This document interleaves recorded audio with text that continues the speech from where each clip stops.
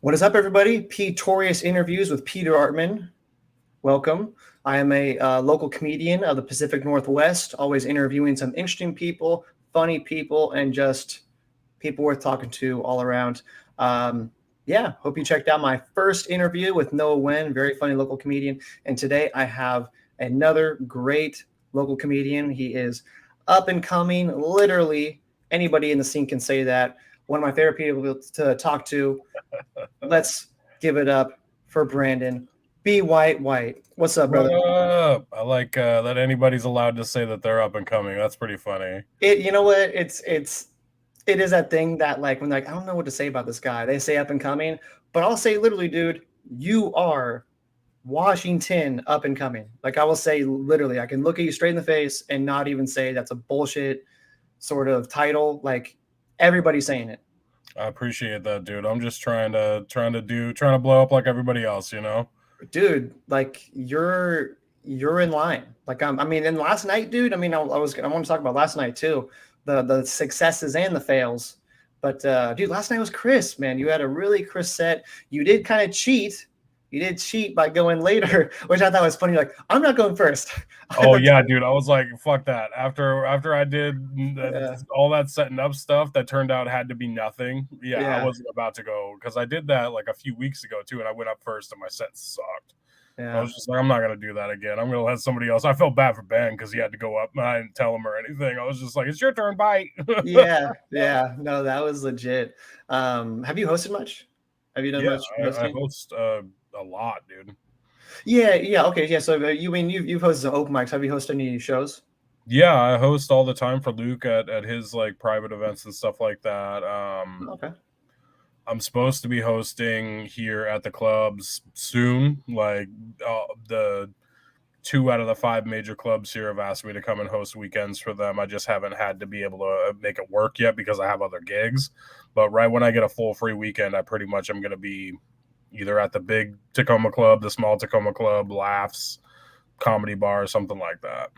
Well, good, man. I mean, that's a good problem to have, bro. You're busy, Yeah, staying it's nice active. being busy for sure.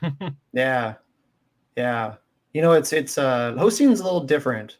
You can get good at being a comic, but when you can't host properly, like there's some people I look at and I'm like, they're a great comic, but I would never trust to host.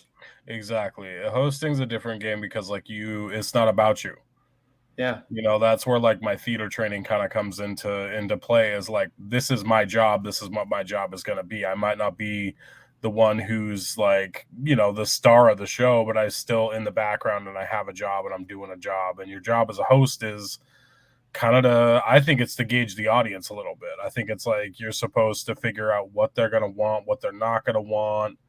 Um whether you can how dirty you can be, how clever you can be. So like my host said if it's 10 minutes is something kind of clever, something kind of corny, something kind of dirty, and then my closer. And my Huh. closer is kind of all four of those things. So that way the other comics, if they're paying attention, can judge what the audience is gonna want. Huh. So you actually will pick out your jokes and go, I want corny, I want Yeah. silly, I want this, Yeah. that, and the other. Yeah. Well, I try to shoot. do a combination, a little bit of a quick stuff and long stuff, so that way, if there's like a storyteller there, they can tell that they need to put more jokes in there. Whether any of these comics pay attention to me when I'm hosting, I don't have any Yeah. Yeah. idea. I also think it's the job. Like if you have a middle or like a second or third before the feature, who or before the headliner last comic that they came to see, if they're kind of bombing, you have to get that audience back on your side. Like we're still here for comedy. Yeah. No, that's like the kind of underlying job is like, when things go smooth, great. You got some of the headliners of Washington just doing their job, like great. But then there's that guy who's like if he's not at a dive bar, you know what I mean? Like if it isn't that like kind of crude comic sort of like crowd where they're like, Yeah, like you know, we're kind of clean cut down the road. Like we have a live, laugh, love yeah. sign There's a in our there's a front big door. difference between sitting at Laughs, which is in the U district, and being at Six and Proctor. You know, there's a big difference in the people that are going to be there. There's a big difference between all like all the venues that do mics and shows in Seattle. You know, Yeah. the Shanghai room is going to be different than the 4Bs, is going to be different than Comedy Bar, is going to be different than even Club Comedy, which is just down the road. They have different clientele. Yeah. It's crazy to think about. And like, you don't want to ever curb your jokes to it, but like in a way, you almost go, God, it's yeah, you almost go like, God, I had a bad experience. You almost think like like I'm doing like tonight, I'm doing Bob's little open mic thing.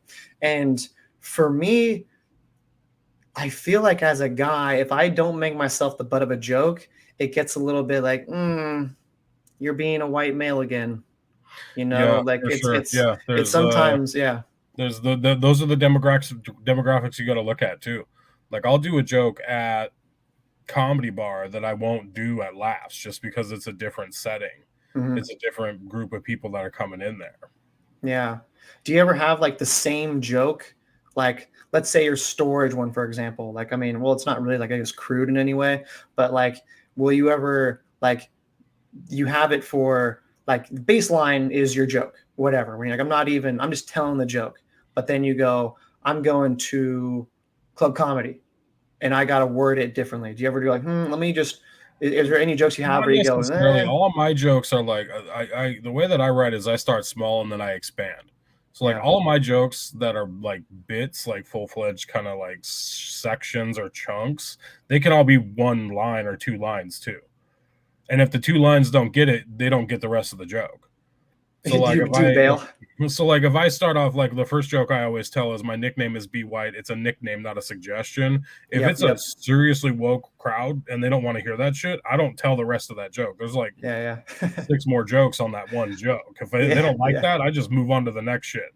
That'd be very surprising though. Like that is kind of like that is like going, hey guys, I'm good, right? Yeah, it's a Like pretty quintessential joke. It's also like it's kind of perfect as an intro too because it is my nickname. It introduces who I am.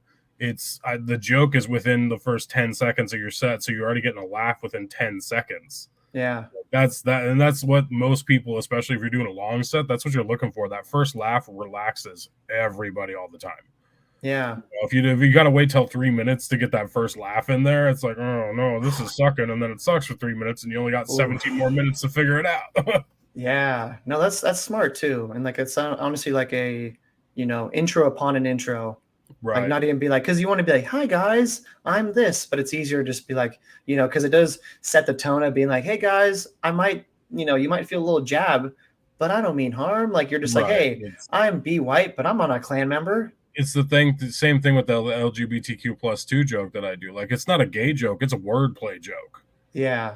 People, it's kind of fun being in this area because you can set up something like that and be like, okay, here comes a gay joke, and then it's like, oh Mhm. no, it's actually about the form of what we do in life. It's not actually a joke of for or against or with or not against gay anything. It's just an observation. Yeah. Yeah. And I mean, this is an interesting place that we're in Seattle. And I guess to like the nation, we're kind of the epicenter of wokeness, Woke, yeah. It's right? people say it's Portland, but I've done shows in Portland. I think Portland is more willing to hear what you have to say versus just totally in Seattle. If they don't like what you're saying, like I can't do fat jokes in Seattle. People don't like me to do fat jokes because they're like, you're punching down, and I'm like, but I'm punching at myself, so I'm not real sure. But if they don't like it, you just Huh. can't do it. Yeah. Huh. That's weird. How can that be when you're in essence in the community, but they don't allow that? Like, It's that have you ever asked them, be like, hey, why you guys people don't hitting want to back? hear any kind of a put down. Huh. I think that's what it is, and even if it's against yourself or it's against something that you represent, they don't want to hear any kind of negativity. Yeah. Do you get groans from it? You ever Not get groans, groans? it's just real quiet where they're like, "Why would you do these jokes?" And I'm like, "I hold them till the end for a Yeah. reason. Like, I don't do all fat jokes. That's not my thing. I've got a bunch of other observational stuff that I do, life stories that I tell, stuff like that. So when it gets to the fat jokes, it's the last literally 4 minutes of my set if I do a 30-minute set. Yeah. Hmm. That's weird. It's unfortunate that like sometimes one audience member can make you change a joke. Like sometimes, Yeah, like we for sure. we we can, Especially we if you can can see them. If they're like the mhm, only one that you can see and they're in the front row yeah. with their arms crossed and they don't give a fuck about what you're doing. Yeah, like there's jokes you'll tell that do good, and you may be like, oh my god, like this is a hit, you know. Like there's jokes I've written where I'm like, sometimes I got to go like, what's funny about this? I have to sit there. I'm like, there's the premise is there. Like it's just God, I like I gotta write. What's the how does a circle meet the end? How can I make this into a full joke? And some Right. jokes I can just go bullet point. I'm already there. I Yeah. already get it, you know. Yeah. And two places in, it's doing great. Then there's a third place, and you get one groan, and you kind of go, huh, I did not expect that. And not only that, I'm almost I almost got to go back and rewrite. You know, like Yeah. it's And the thing is, too, when you rewrite, you'll notice everything gets shorter. oh It's yeah, just literally the words you don't have to say is what gets cut out.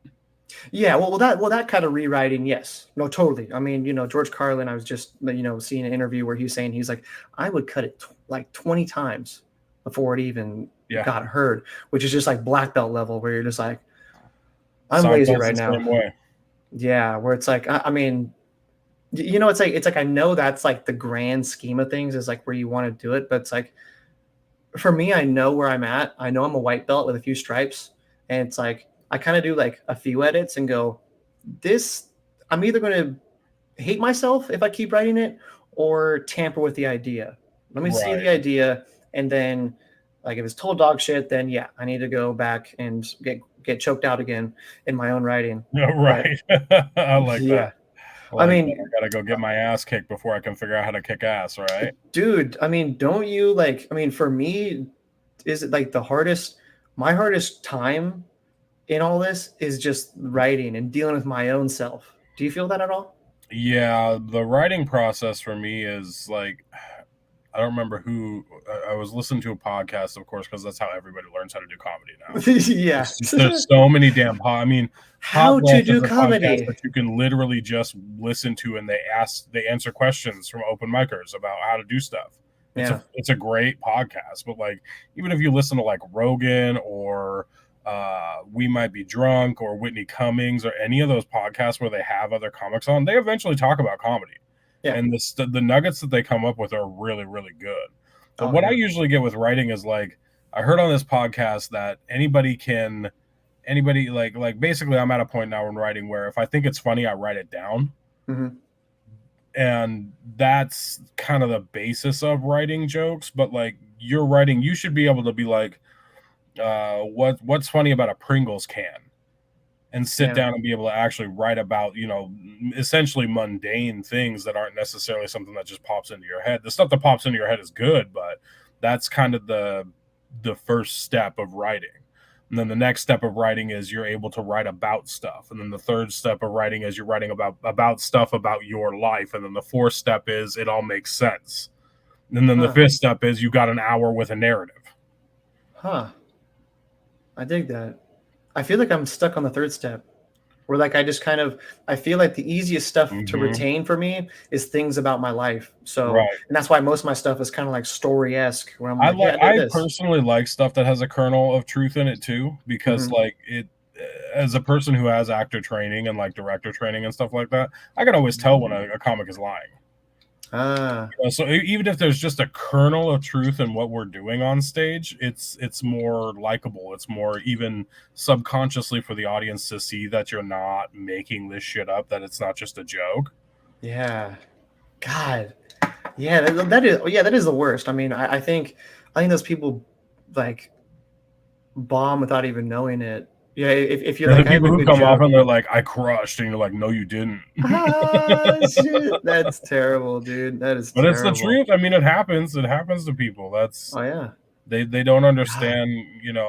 I'm of a philosophy that you don't get to pick when you kill or when you crush or anything like that. No. Other people tell you. Yeah. Oh yeah, for You can sure. feel like you did well. You can feel like that was a good set and versus a bad set, but Yeah. you don't ever get to pick when you really, really, really did it good. Right. Oh yeah. No, totally. Yeah. It's all up to the audience. I'm thinking. I was. I'm interested about just about that thing about like catching someone lying. I'm trying to think of like. if there's like an example. Like, do you have an example of that? Like, is there somebody you can think of? You don't have to say name, but is there like a because I mean I know in the open mic scene where you're like yeah man, like what are you talking about? You know, I mean I feel like last night there's definitely some examples where you're just like what? Yeah, You like know? one that sticks out in my mind is who I think is just when you see a comic talking about stuff that they shouldn't be talking about. Like somebody last night tried to do like a really dark kind of like I think I know where you're going. yeah, it was 12-year-olds? 12-year-olds? yeah, yeah. Yeah. And I was just like, I you don't live this life clearly. Like you clearly Dude. are not this type of person. Why are you trying to tell this type of joke? That was weird. Yeah, it was very strange. Yeah, I know, and that is it's like living your truth. Like I don't know at any time talking about. I mean, we'll just say for a lighthearted part of it, just bullying 12-year-olds, where you're just like where do you? And I was telling like some people behind me, I just don't know like where you get to this point. We're going. This is a premise, Right. This you is going to know. be funny. I, Right. I, That's that it just always amazes me when people come up and you're just like, did you really think that was okay? Like to talk yeah. like I don't think there's any subjects that are off limits. I honestly don't think Yes. there's any words that are off limits either, but I think that's a Yeah. double-edged sword. You Right. know, if you're going to use a certain word and it's not as funny as you thought it was, you just look like an asshole now. Yep. Like Yeah. if you're going to use a certain word, if you're going to use a certain premise that doesn't work and it's not funny, that's not worth doing to me. Yeah. Like the word cancer. The word Yeah. cancer. Anytime you say cancer, like you just Yeah. drop. No matter what. No matter what. Mm-hmm. But a good one. If you have a good joke and you mention cancer and you get out of it and you reach from the depths and grab a diamond, that is a fucking good joke. But now see that same good fucking joke in a more conservative crowd that doesn't understand that you're joking is not a good joke. Yeah. So like there's that line where you kind of have to when I first started doing comedy, I would always just sit in the back and think about my set. I wouldn't listen to anybody, I wouldn't pay attention to what's going on in the room. Now I'm at a point where I know my material well enough Yeah. or I've figured it out beforehand well enough that I can sit and pay attention in the room. And what makes you a really good comic is being able to comment on something that happened earlier, be able to call back to something that happened earlier, just being able to know what's going on in the room. So if you and that goes to like the material too, if you're paying attention and like, okay, they didn't laugh at 5 sex jokes that were told tonight, but they laughed at 4 really short, clever jokes. Okay, I'm not going to tell sex jokes now. You just have to have enough material and enough variety of material to be able to make that happen. To change on the spot. Yeah. Yeah. Yeah. That Yeah. goes back to the hosting too. Like I think that that's the host's most important job is to be like, this is kind of what this audience is going to want. You think like in a paid spot or an open mic? Or both? Either way, I think the open mic, depending on how many people are on it, it's just your job to say the name and keep the show rolling. Yeah. Yeah. Like a TCC where they do 20 people and then 4 drop-ins. Mm-hmm. You just gotta get that next person off stage. If there's something real clever you thought of that's really good as a roast to the person before you go ahead. Yeah. But your job is to go, okay, up next is this person, now go. Up next is this person, now go. Yeah, no, that's obviously what it is right now. But yeah, no, I think it is, I guess, on a advanced level. If you are to be like, hey guys, we've heard 6 Nazi jokes tonight. Right. Let's just not do them anymore. Right. You know, like in the town pub days. When Will Smith got slapped Chris Rock, whoever was the host that night, I don't remember who it was, but they were like, "All right, guys, I'm gonna limit it to 6 Will Smith jokes tonight, like that following Monday." Dude, I took a break from comedy for a week because I knew it was gonna be it was just all that people go, hey, premises about that. Now it's my time. I got really lucky, dude. That following, so that slap happened on a Sunday, and I saw Nate Jackson the next Sunday. Yeah. He did 12 straight minutes about that slap. That was killer, dude. It was so good. Yeah. But like he had a whole week. he also had a whole week to figure out what other people hadn't said and figure out Mm, what he wanted to say and how he wanted to say it. And really, it was basically his premise was, here's why a man doesn't slap another man.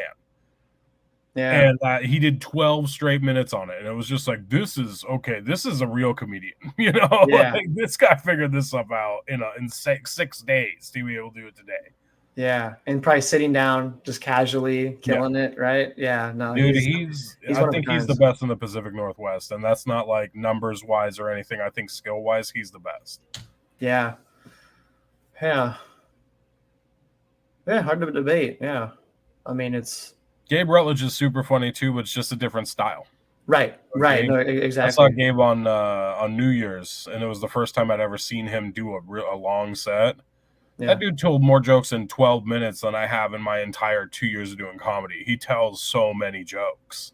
Each sentence that he says is a joke. Man. It's That's it crazy, man. It quick. was skillful. It was insanely skillful to watch.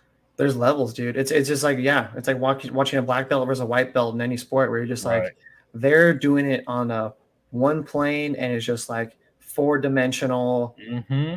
carrying it in a certain way. And like you said, like being good enough that I'm sure even then he probably heard the crowd before and was like, let me do these jokes instead, Yeah. because I think I'm at the level where I'm like, well, I have these jokes. I'm Right. trying them. I mean, well, I mean, unless obviously it's a show, but like for the most part, I'm like, these are my jokes. These are what do good. I'm doing them, you know? Yeah, the good thing about you two, dude, is you're not afraid to go out and do new jokes. I think a lot of people are afraid to just not do well. Yeah. There's a weird thick skin you got to have be a comic, and it's not just the roast jokes. It's you get up there, you're so excited about what you wrote today, and then it doesn't work. That Yeah. sucks. A lot of Yeah. people aren't willing to do that every day. Failure is the way. I mean, Yeah. honestly, failure is the way. Like right now, failure is the way. It's like Yeah. fail now while no one knows you. Mm-hmm. And then, it's like, because if you pad yourself the whole time, then you're going to be touted as this. Yes. And then you're going to be like, well, I have 15 minutes. That's that, Right. because I have a good 15 minutes, but it's, that's done. That's Right. there whenever. But now you have to like be vulnerable again. It's like, Oh, it's yeah. like you're kind of always, for a long time. You know what? Who's a savage, and I don't know if you met. His name's Jimmy Karatz. I'll definitely have on here. Mm-hmm. He's from Australia, fucking wicked dude. But he's like, dude, this is school. We're getting our bachelor's degree right now. For 100%. these 4 years is just putting your face in a book and learning. Right. Like this is not like, I think a lot of people, what we see, and man, this is diving into a lot, I guess, like, what we see is viral clips. And despite where you are in comedy, everyone's trying to get viral.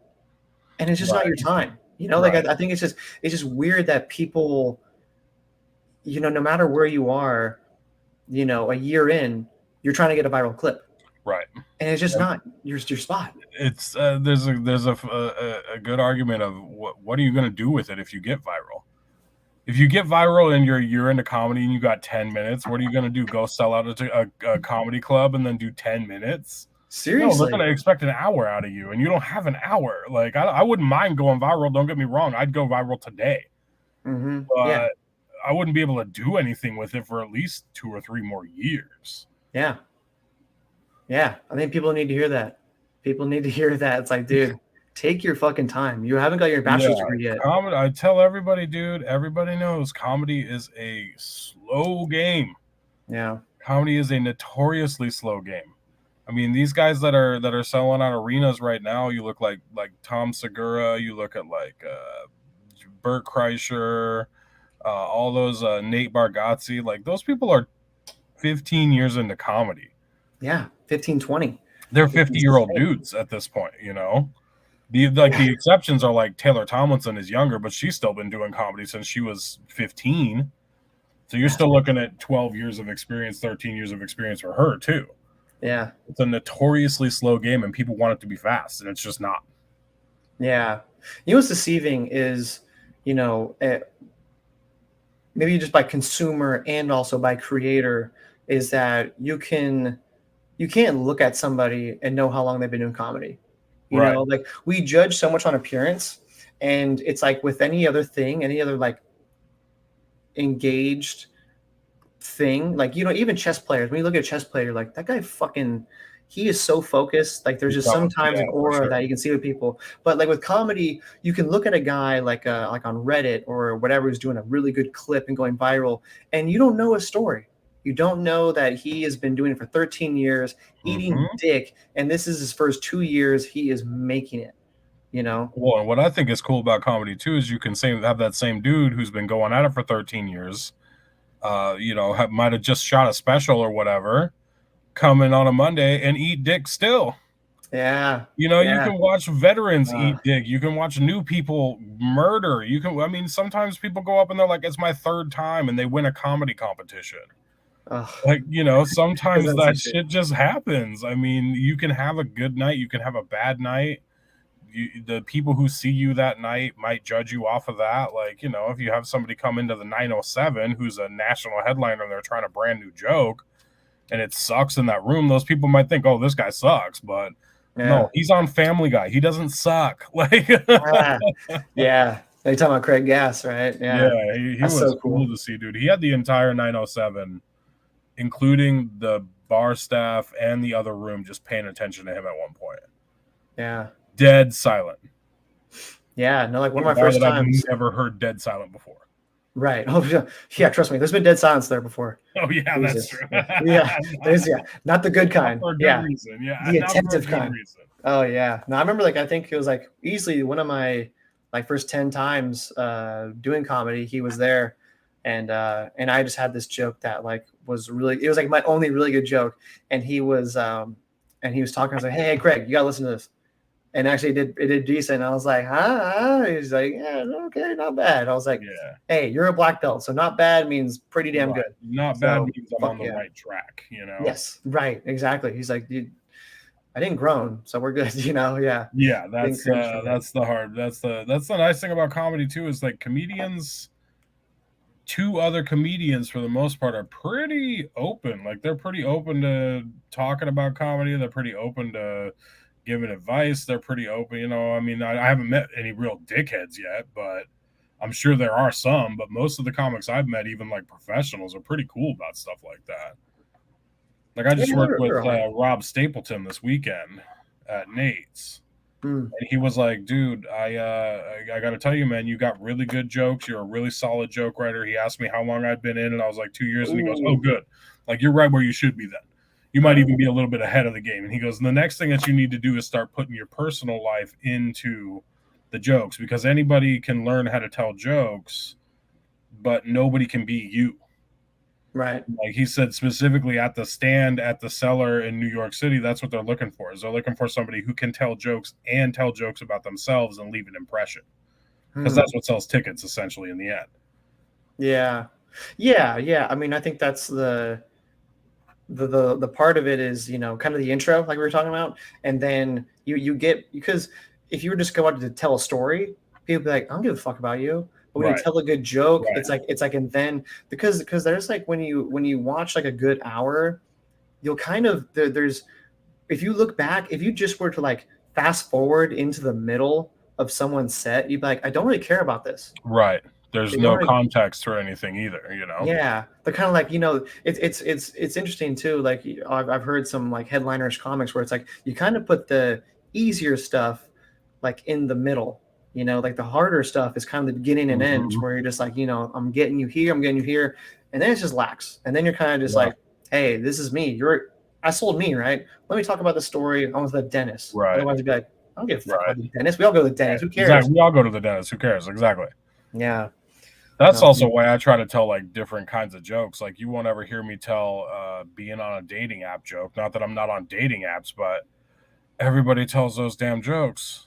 Including me. Oh yeah, I'm all over It's it. everybody, dude. Yeah. That's I got jokes about Tupperware.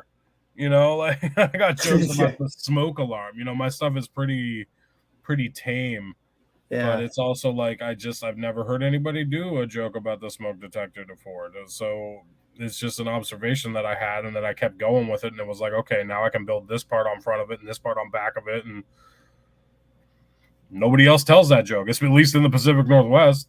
Yeah. That I've found. No, that's true. That's true. Yeah.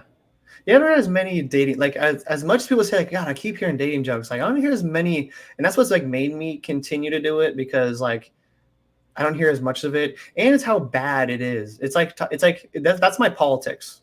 Talking about Right. the dating scene. Right. That's for me. But then Luke Severide was roll his eyes, but like, oh, you're dating jokes. I can go without those. Do whatever jokes you want to do in the end. Oh yeah, oh no, That's for sure. that's something that you really want to talk about, and that's what you want to do. You're the only person up there, so fuck it. Yeah, no, for sure. But yeah, but anyways, God, I didn't even get any questions I was going to ask you. I mean, I got to ask. Man? What do you want to ask? I got that.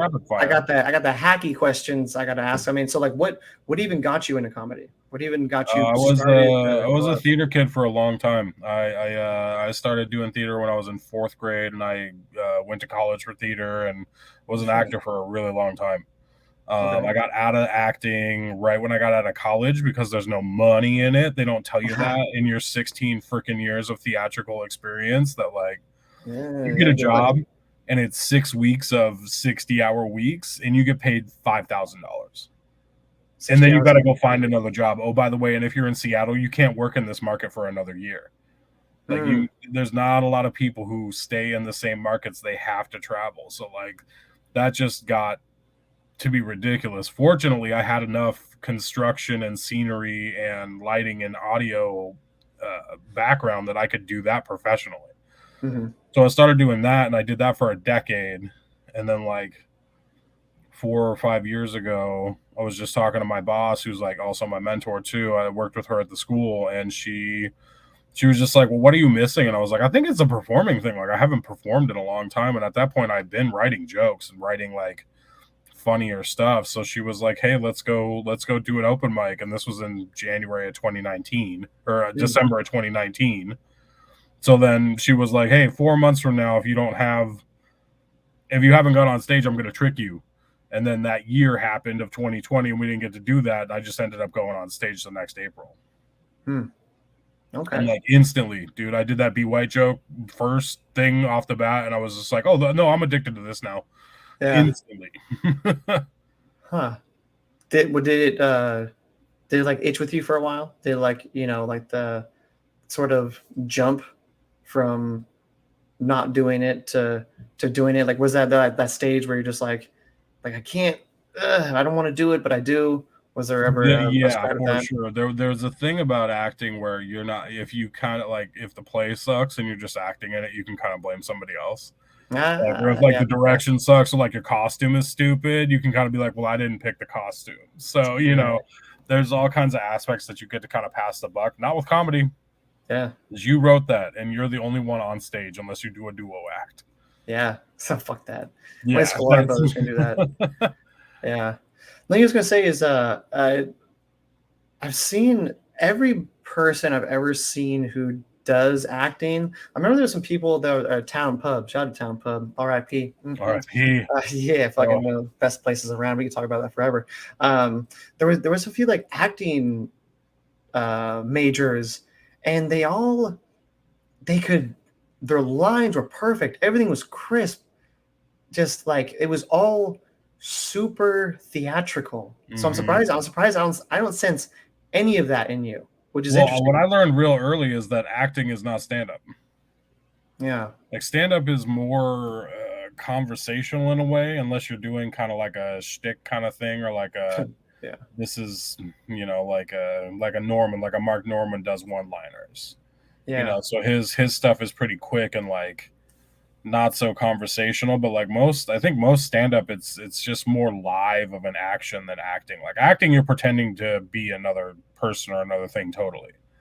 Stand-up, you're still being you, or you're being whatever you're trying to be, but it needs to be natural in a way versus performative.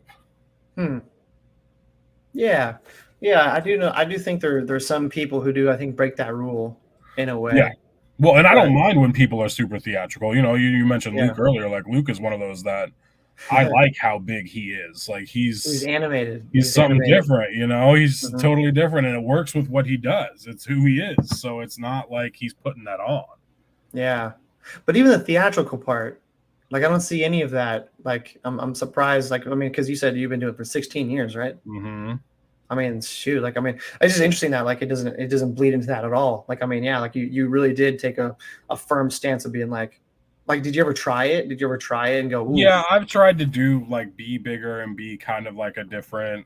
At one point, I was talking with Narin about because I wrote my name down as B. White, and Mm-hmm. he was like, "I feel like B. White versus Brandon is a different person. Like if Mm, you're going to introduce yourself as B. White, there needs to be some kind of a thing to it." yeah. And like it was like, well, it's not different, but I understand what you're saying, you know. So that I kind of tried to play up a little bit at one point because like when I was in high school, I was real high energy. Like I was real quick jokes, stuff like that. I could, just way higher energy than I am now. And I think that's just being young. Yeah. But that's like who I consider quote unquote be white to be versus Yeah. Brandon who's on stage. I figure be white. If I was just listening to that, I think it would be like your hat would be sideways and you'd be wearing like FUBU. You're not far off. What a white The motherfucker. Yeah. original Fubu, by us for us. Yes. Yeah. No, that's legit though. Who'd you listen to growing up? One of the first comics I can ever remember hearing was Kevin James. Oh What the yeah. small stuff? That was like a special on Comedy Central, right? Comedy Central, yeah. Yeah, And yeah, they yeah. played it all the time. And like my parents were, my dad grew up with like Cosby and Mm-hmm. Phyllis Diller, like all the real old comics. Phyllis Diller. Yeah, Phyllis Diller Mm. was one of them. Like what's the guy? Can't think of his name right now, but he's just old school comics, and his parents liked them, so he liked comedy too. Yeah. And it was something that, like in our house, all four of us enjoyed. And that's like one of the first ones I remember. But I always liked Robin Williams. Yeah. I always liked. Turns out he was stealing all his jokes. That kind of sucks. But Oh, really? How that's like that's a all rumor from the old people at the comedy stores that really? Robin Williams was not writing his own shit. Oh, he had like a ghostwriter? Yeah, ghostwriter slash taking something that somebody would have done and making it his, essentially. Not Mm. not necessarily stealing outright, but just I'm gonna do what you did in a better way, which I guess is not stealing, but still, it's not what the, Mm. the comedic genius we all expected, you know. Yeah. I mean, God, that's hard to think about. So you think like Live at the Met and all those animated things, like he was living it, Right. That's somebody who was like, you want to talk about theatrical Yeah, comedian. He is the pinnacle of just, I mean, dude, 100%. that guy was just having Coke sweats with, I mean, what Yeah. was the one where he had like 20 bottles of water? Do you remember that one? It's like I a, don't I've only ever listened to him. I don't know if I actually saw oh, one. okay. There was one where it's, I mean, he just like, it's, I don't even know how you'd write it because it's just Right. so much like, oh, talk about for lunch. Oh, yes. And he's just Yeah. going off and It's it's, his episode of behind the inside the actor studio with James Lipton. His episode is like a masterclass on that. It's astounding. It's two ah, and a half hours long. The show is usually 45 minutes, Jesus. and his was 2.5 hours long. Yeah. But like Damn. those are the main ones that I remember. And like we were in the suburbs and had just got cable when Comedy Central came out. So Yeah. like Friday nights, Comedy Central was from 6 to midnight was all stand up comedy. And they had Yeah, all of man. those Comedy Central presents half hours. So like I saw Mike Birbiglia, I saw Yeah. Wanda Sykes was on one of them. Hmm. Um, just all of the comics that you know now had that half hour essentially. So Dude. those were my Friday nights because we were go home, stay home kind of kids. Like we didn't go out a whole lot. Yeah. And Kevin James, it's crazy. I don't think like, well, he's not really known, I'd say, for in this era anymore. But I mean, that's how he started too. And then Yeah, he he got his started as a sitcoms. comic and then got a sitcom. Him and like Ray Romano. Yeah, and I love his he had some joke where he just like it's just a fat joke where it's like Jesus, you've been doing jumping jacks in the attic. He's like I peeled an orange. Yeah. I just Yeah, no just like shit. the original of those. He had some good ones, That and man. like one of my weird like off ones is, do you know who Chris Berman is? Are you an NFL guy? Nah. Chris Berman's an ESPN NFL analyst, and him and Tom Jackson ran a show called NFL Primetime. Okay. And it was basically like the way that football used to be on is you got a morning, if you had cable, you had a morning game, you had an afternoon game, and then you had a 5 p.m. game. The afternoon game used to get done like around 3:30, 4 o'clock, and then the 5 o'clock game didn't start till 5. So ESPN started this show called NFL Primetime that had these dudes on it, and they did like all the highlights of the games you didn't get to see on TV. Hmm.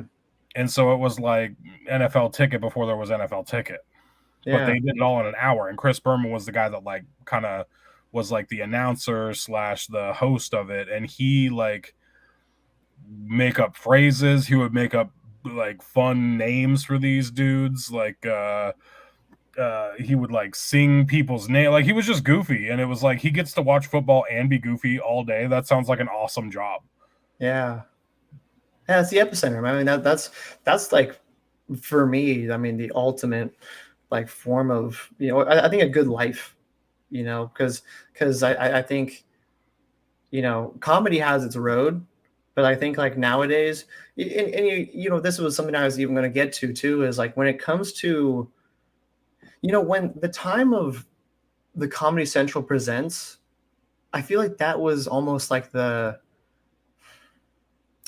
not the peak of comedy, but like it was the most sacred almost. Like because nowadays it's like everyone has a special, Yeah, and you can put a special on YouTube. it's too hard to keep up with. So at the same time, it's kind of like I don't know. Do you think it's like I don't think maybe not saturated, but it kind of is. It kind of is like Yeah, I everybody think that has it's just something. more.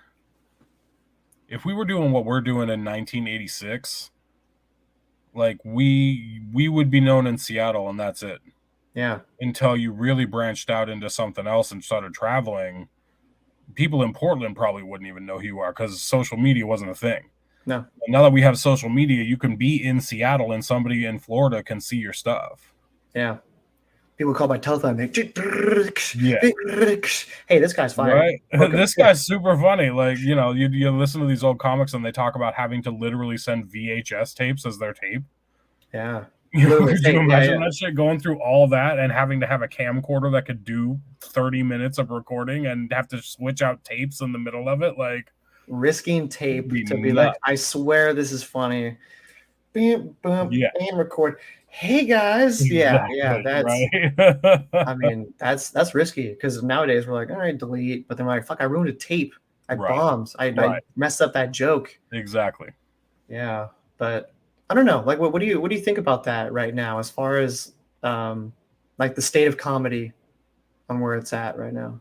Well, a lot of people will say it's in a bubble. I'm not sure it's necessarily a bubble. I think it's just that it's easier to do. It's easier to get out. It's easier to, when these comedians and their clips start going viral, that gets you into, it gets comedy into your algorithm.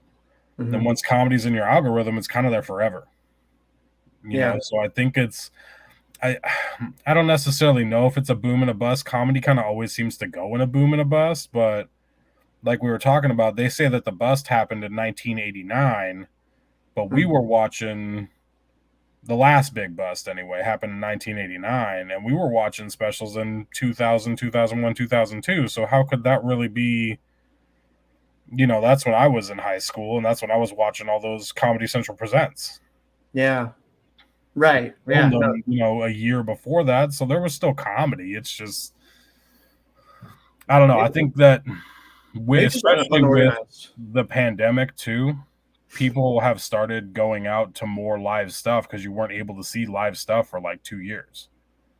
Yeah. So I we think could be catching up. that doing live stuff right now is super cool because it was kind of taken advantage of earlier. Yeah. We're like, oh, I can go see a show on any night of the week, and now they're like, I got to go see a show in case the fucking pandemic comes back. Yeah. Get all the live you can. No, for sure. I'm You cool know, with that, man. It's keeping me paid too. That's nothing wrong with that. yeah, man, that's what it is, man. Maybe it's just unorganized. Maybe like just where it is, like where there's such a jumble of things. Like I don't know, I mean, I'm just kind of again just talking on the spot, but like it'd be kind of cool if there was like a if there was a tier. Like, hey, look, this is shit tier comedy. Like, what if they think there's just literally just like, hey, look, by algorithm, this is a dog turd. Yeah. Like, you just like it even lets you know, like, hey, look, the Right. algorithm went You're through. not doing well. You want to see your analytics? And you're like, Yeah. no. Yeah. No, like that would be pretty interesting though. Like if there was like some just YouTube new social media brand or like that where you put in the video, it's like you got like an audience of 100 people. It like kind of filters it. It finds if it's funny or not and puts it in like, because some people want to be like, some people, hey, I want shit to your comedy. I want to see what that's like. That's Right. funny to me. Right. There's people who watch Kill Tony just to see people bomb. Exactly. So there could be that, and be, hey, look, you hear, I want the clean comedy. I want the Jerry Seinfeld, Right. pop, pop, pop, and then I want this. Maybe I don't know. I just feel like the organization thing is like there's potential in that. There could be something there because I just think like when things get because we'll discover people every day, and there'll be people 10 years from now. You'll be like right now is murdering it, but we'll find out about him 5 years from now. Yeah, exactly. So it's just, I guess there's so much going on. It's like how to jumble it. I don't know. Well, it just comes back to it's a long game. I mean, any comic who's Yeah. got success and has money from it will tell you, I got lucky one time and I just kept capitalizing off of that lucky shot. Yeah. A guy like Andrew Santino, had he not been seen by Joe Rogan, we probably wouldn't know who that dude is. He definitely wouldn't be on Dave.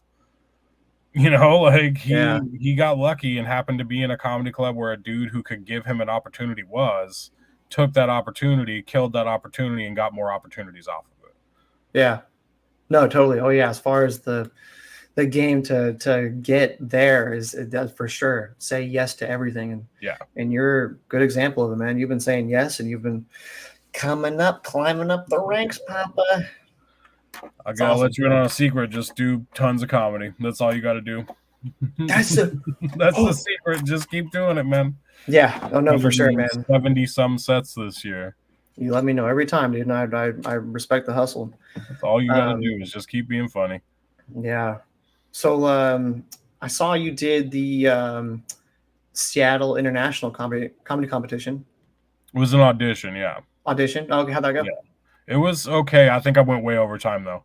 I had it. So they said do between 6 and 7 minutes. Don't go more than 7. Yeah. The light at the club comedy is weird. I don't like it. It's up in the. So they were like, okay, well, we're just gonna do it from the back like everybody else in the world does. And I was like, okay, not a problem. And either I missed the first light or he didn't light me the first time. Because by the time I got off stage, because I looked down, I had a little timer that was set to go off at 6:45, like get off stage now. Yeah. And it went off, and then he gave me the light. So I was like, well, I'll just do one more joke because he just gave me the light. I must have done something wrong with the timer. And then I looked at my recording, and it was like 7.5 minutes. So if it's time that screws me, that's my own fault for just being stupid. But it was super fun, dude. It was really cool. I got to, I met Taylor just recently too, like middle of summer or something like that, and he just liked my jokes and was like, hey, at some point I'm gonna put this thing on here. I'm not giving you any heads up or anything, but it's gonna be on there. Look for it, email me, we'll get you on this audition list. And that's what happened. Oh, right. How to get on it. Yeah, for sure. Yeah. What was the judging? Did they judge you right away, or did not they judge the auditions? They don't judge you, so they have like a criteria that they do. Yeah. For the actual competition itself, and it's like 4 or 5 different categories that they do, but they didn't actually judge us per se on those. Yeah. Huh. Yeah, I was thinking about like, a competition. Competition's always interesting. And I don't think we had like the right like format yet. It's all how you do that day. Yeah. What's how you do that day? It's you can have a shit set during a competition and be the funniest person in the room overall, and it doesn't matter. Mm-hmm. Especially if it's like live judged by people who aren't comedy people, you know, like if you Right. have people who are comedians or in the comedy world who are judging it, they can be like, oh, he just had a bad set, but he's still better than so and so. Versus the person who's in the room and went, oh, so and so killed it, and this guy was okay. Yeah. Hmm. Yeah. No, I just heard before about like kind of just certain blunders where like there was, people going, everyone loved it, did great, but somehow the judges said this or the Yeah. opposite. Or the judges said this, but the crowd wasn't feeling it. Like Mhm. I've just heard that divide, and yeah, just like in some sports, like in MMA, for example, like the judging isn't up to par at It's not all, and perfect. Yeah. we're doing it off of the boxing system, and not even to get into MMA thing, but it's like one system to another. It's almost like we're using Right. like American Idol, the system to comedy, where it's like you know I feel like there Yeah. might be a better system out there. For sure, there may be. I like the people that do it. They have like a decibel meter, and if you get the loudest laugh, you're the one who goes on. So they do it kind of by. I like it because it's a physical means. You know, it's something you can actually read. It's tangible. It's something you can Yeah, actually look at and see numbers. But at the same time, I did laughter. Yeah, I there's did see how that worked, and I didn't understand because right. at the end of it, which I Everybody's call gonna be at 70, 80 decibels, right? no, that's what happens. They It's said, not perfect. all right, everybody, give your cheer for if you liked them. Yeah. Woo! It was like everyone did it, and it's just like, Hmm. well, yeah. Now it's just like this little, somebody just got it. I was like, I don't Well, know. the thing the way I think about competitions now, and this is not my own, this is somebody else's like thinking of it, but it's a free show in a hopefully sold out room. Like you're guaranteed to be there. You're gonna get to do your set in front of people no matter Yeah. what. Oh So yeah. that's the way to kind of think about it. And then on top of that, it's not to win the competition. It's just to get more people to see you. Yeah. Oh no, totally, totally. Great network opportunity, all that sort of stuff. I mean, Hmm. it's definitely that. I wonder if we'll ever get to a part where like they will do like the American Idol, like, it was pretty hack. You're not good. They kind of do that at the Tacoma. The voice is kind of like that. Oh, do they? They give you Like, feedback, but it's not really. They don't have like a good judge and a bad judge. You know, like a good guy and a bad guy. yeah, like that was straight shit. You think there should be that? You think there should be a competition where like there's just somebody's been like, hey man, you heard the audience, or you didn't That's hear the audience. essentially what Kill Sure. Tony is. Right. That's true. Yeah. I mean, the interesting aspect that they put on there though is that they do the interviews, so you Yeah. can still be kind of good on Kill Tony and not do a good minute. That's true. You You know, can there's redeem people yourself. who go up there and they're shit comics, but like they walk up and they're like, "I fucked my cousin," and then they're the most interesting thing for the whole show. Like, you Yeah, know, yeah, like yeah. Okay, yeah, you did a minute, but now we need 15 to understand exactly what the right, fuck you're exactly. doing.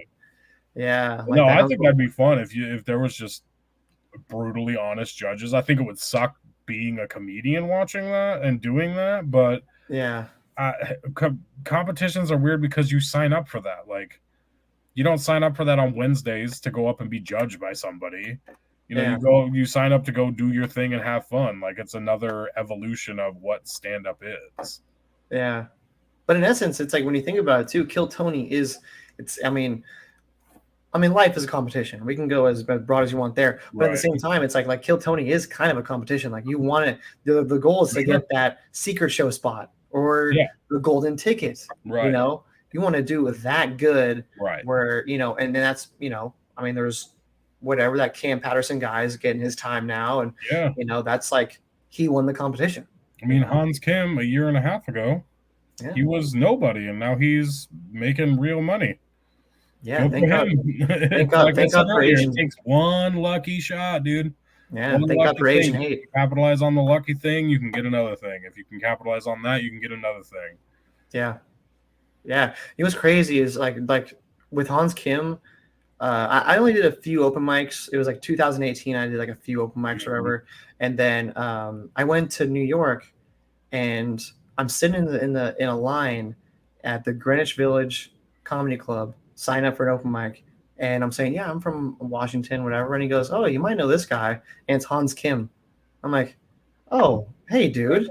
Like, it was the weirdest. And yeah, he was still doing open mics. Yeah. And apparently from there, he was like living in a van and then moved to Texas. It's like, dude. Texas. Now he doesn't live in a van.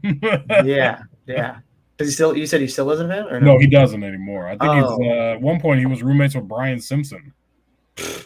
fuck yeah. Yeah, dude, I want to be a roommate with 100%.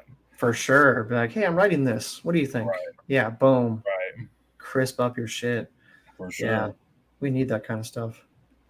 Well, well, this has been good, man. This has been a good talk. I think. Any more questions? You got anything else you wrote down? I don't know. Anything that like, I don't know. Comedy drama. Comedy drama is the worst. Is that not drama, dude? The best part of comedy drama is I listen to all of it. I do not participate in any of it. You don't. I do my shit and I go home, dude. Yeah. That's my shit and I hang out for a little bit with the people who want to hang out with me, and then I bounce and I go home. Yeah. Lately I have been doing that, but now I'm taking the advice of staying.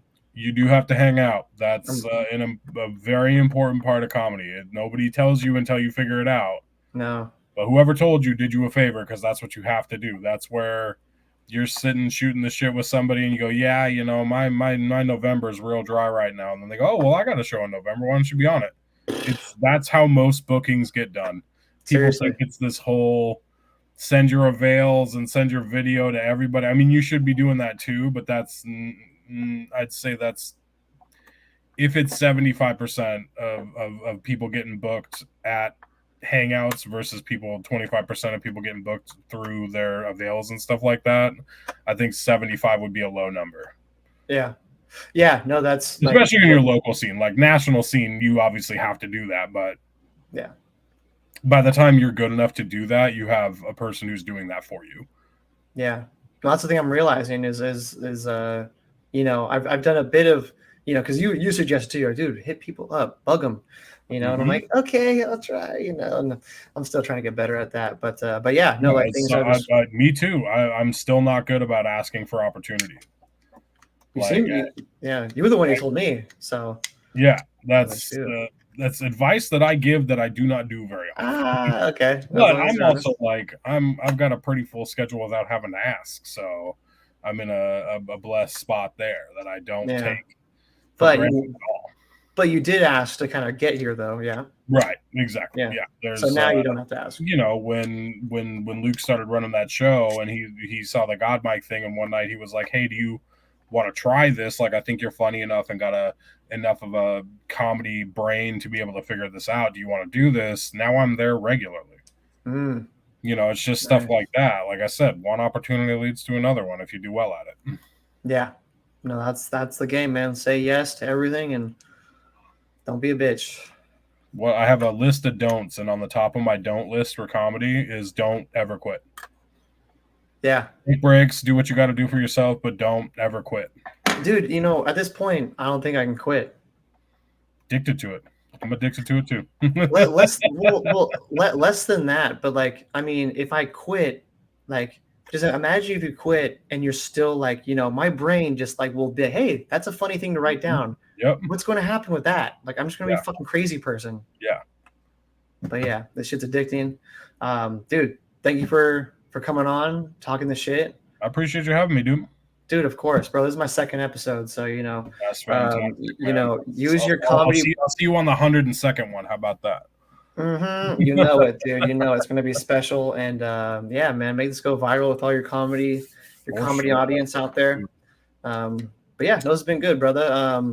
Anything to plug? Anything to get out there? My social on Instagram and TikTok is at BWhite Comedy. That's BWHITECOMEDY. There's no E in B because it's not racist. But that's wait, what? BWHITE. Oh yeah. No BE. No B. Don't be white. B for Brandon. Yes. Not a command. Yeah, that's really. I mean, I got a couple of shows coming up, but by the time you get this out, they're gonna be done. So okay, yeah, I might get it out let's see, stay Thursday. Yeah, I'll probably tease it for Monday. I'll do a sexy clip tomorrow. Ooh, And then, yeah, be like, hey, bitches, here's what you got. And then, boom, I'm trying to get, trying to understand how this works, get people's attention. But fuck yeah, man. Appreciate it. I'll be you seeing too, you bro. around. Thanks for having me. Oh, of course, man. Anytime. And anything really, really crucial, we can do a podcast just strictly about it. That sounds good, dude. You let me know. All right, buddy. You stay sexy, and we'll talk soon. You do the same. Holla.